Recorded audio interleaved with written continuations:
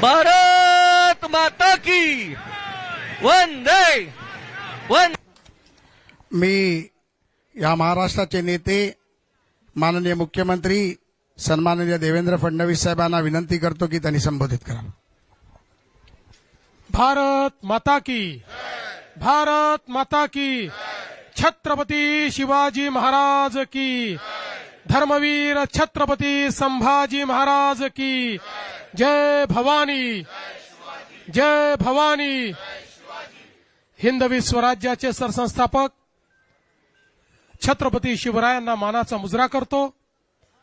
भारतीय राज्यघटनेचे शिल्पकार भारतरत्न डॉक्टर बाबासाहेब आंबेडकर यांना मानवंदना अर्पित करतो। आणि आजच्या महाराष्ट्राच्या महाविजयाच्या या पर्वावर मंचावर उपस्थित असलेले, ज्यांच्या नेतृत्वामध्ये महाराष्ट्र भाजपने हा महाविजय मिळवला, ते आपले महाराष्ट्राचे अध्यक्ष रवींद्र चव्हाणजी, या ठिकाणी उपस्थित आपले मंत्रिमंडळातील आमचे सहकारी आशिष शेलारजी, पंकजाताई मुंडे, आमचे या ठिकाणी मंगलप्रभात लोढाजी, आणि विशेषतः अहिल्यानगर ची महानगरपालिका जिंकून या ठिकाणी आलेले आमचे विखे पाटील साहेब, या ठिकाणी आपले मुंबईचे यशस्वी अध्यक्ष अमित साटमजी, त्याचप्रमाणे किरीट सोमय्याजी, या ठिकाणी उपस्थित असलेले प्रसाद लाडजी, चित्राताई, सर्वच आपले मान्यवर, अनेक मान्यवर आहेत, त्यामुळे सगळ्यांचे नावं या ठिकाणी घेत नाही। आपले पिरिपाचे आमचे कवाडेजी आणि या ठिकाणी उपस्थित सर्व कार्यकर्ता भगिनी आणि बंधूंनो, आज मी सर्वप्रथम महाराष्ट्राच्या जनतेचे मनापासून आभार मानतो की महानगरपालिकेच्या निवडणुकीमध्ये भारतीय जनता पार्टी आणि महायुतीला महाविजय मिळालेला आहे आणि एक प्रकारे सगळे रेकॉर्ड हे आपण त्या ठिकाणी तोडलेले आहेत। 29 पैकी 25 महानगरपालिकामध्ये भाजप किंवा महायुतीची सत्ता ही त्या ठिकाणी येते आहे। आणि विशेषतः सगळ्यांचं लक्ष लागलेल्या मुंबई महानगरपालिकेमध्येही, जरी आता काउंटिंगला उशीर होतोय, अजून काउंटिंग बाकी आहे, तरी जे काही ट्रेंड्स आहेत आणि जी वाटचाल चालली आहे त्याप्रमाणे निश्चितपणे पूर्ण बहुमत हे आपल्या महायुतीलाच या ठिकाणी मिळणार आहे। आणि मुंबईच्या महानगरपालिकेवरही महायुतीचा झेंडा फडकेल यात आपल्या मनामध्ये कुठली शंका नाही। खरं म्हणजे जसं आता अध्यक्षांनी सांगितलं की आपण या निवडणुकीमध्ये विकासाचा अजेंडा घेऊन गेलो। माननीय प्रधानमंत्री नरेंद्र मोदीजी यांच्या आशीर्वादाने त्यांनी जो विकासाचा अजेंडा दिलेला आहे तोच अजेंडा घेऊन आपण जनतेमध्ये गेलो होतो आणि या विकासाच्या अजेंड्याला जनतेने भरभरून त्या ठिकाणी प्रतिसाद दिलेला आहे हे सांगताना मला मनापासून आनंद होतोय।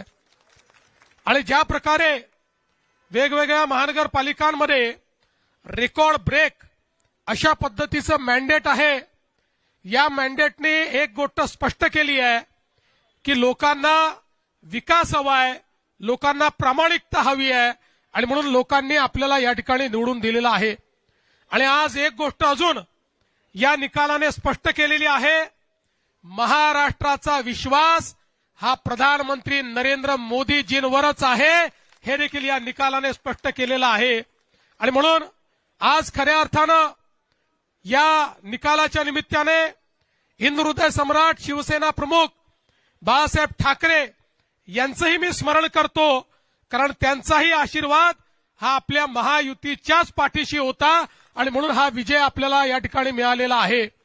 आणि आज खरं म्हणजे लांब लचक भाषण करण्याची आवश्यकता नाहीये, पण एक गोष्ट निश्चित आहे की ज्या मुद्द्यांवर आपण ही निवडणूक लढलो त्या मुद्द्यांना लोकांनी प्रतिसाद दिलाय आणि पुढेही आमचा अजेंडा हा विकासच असणार आहे. एकेका शहराला त्या ठिकाणी परिवर्तित करून तिथे राहणारा जो गरीब माणूस आहे, मध्यमवर्गीय आहे, या प्रत्येकाच्या जीवनात एक मोठं परिवर्तन आणण्याकरता या विजयाला आम्ही समर्पित करणार आहोत. आणि हे सगळं करत असताना निश्चितपणे ही गोष्ट सांगितली पाहिजे की शेवटी आमचा जो कार्याचा आत्मा आहे, आमचा जो विचारांचा आत्मा आहे, हा हिंदुत्ववाद आहे. हिंदुत्ववादी आम्ही आहोतच, याबद्दल आम्हाला अतिशय अभिमान आहे. आणि या हिंदुत्ववादाच्या माध्यमातून खऱ्या अर्थानं हिंदुत्व आणि विकास यांना वेगळं करता येणार नाही. आणि म्हणून मला असं वाटतं की आज हा जो काही आमचा आत्मा आहे, या आत्म्यानेच आम्हाला जनसामान्यांपर्यंत पोहोचवलेला आहे. जसं मी वेळोवेळी सांगितलं, आम्ही संकुचित हिंदुत्व मानणारे लोक नाही आहोत, आम्ही व्यापक हिंदुत्व मानणारे लोक आहोत. आमच्या हिंदुत्वामध्ये सगळ्यांचा समावेश आहे.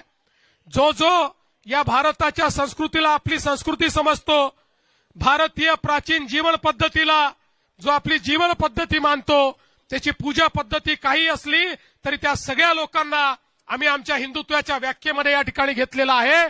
आणि म्हणून मला असं वाटतं की एक व्यापक अशा प्रकारचं जनसमर्थन हे आपल्याला मिळालेलं आहे. मी या निमित्ताने एवढं सांगू इच्छितो, कार्यकर्त्यांना माझा संदेश हाच आहे की एवढं मोठं जनसमर्थन जेव्हा मिळतं तेव्हा जबाबदारीची जाणीव ठेवली पाहिजे. आपल्याला जबाबदारीने वागावं लागेल. जिंकल्यानंतर उन्माद नको. कोणीही उन्मादाने या ठिकाणी जिंकल्यानंतर वागणार नाही, हे कार्यकर्त्यांनी लक्षात ठेवलं पाहिजे.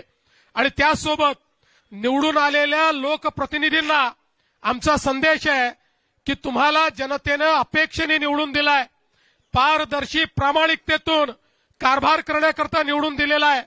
त्यामुळे आपण सगळ्यांनी या गोष्टीची जाण ठेवली पाहिजे की आपण सगळे निवडून आलो. मोदीजींवर जो विश्वास आहे, भाजपावर जो विश्वास आहे, या विश्वासामुळे आपण निवडून आलेलो आहोत. त्यामुळे कुठेही या विश्वासाला तडा जाणार नाही. अशा प्रकारचं वर्तन कार्यकर्ते, नेते आणि निवडून आलेले नगरसेवक करतील, हा विश्वास मला आहे. मी पुन्हा एकदा महाराष्ट्राच्या तमाम जनतेचे मनापासून आभार मानतो. आमचं वरिष्ठ नेतृत्व या ठिकाणी माननीय मोदीजी असतील, आमचे अध्यक्ष नड्डाजी असतील, या ठिकाणी अमितभाई असतील, आमचे कार्याध्यक्ष नितीन नवीनजी असतील, महाराष्ट्रामध्ये आमचे ज्येष्ठ नेते आदरणीय गडकरी साहेब असतील, या सगळ्यांचे मी अतिशय मनापासून या ठिकाणी आभार मानतो.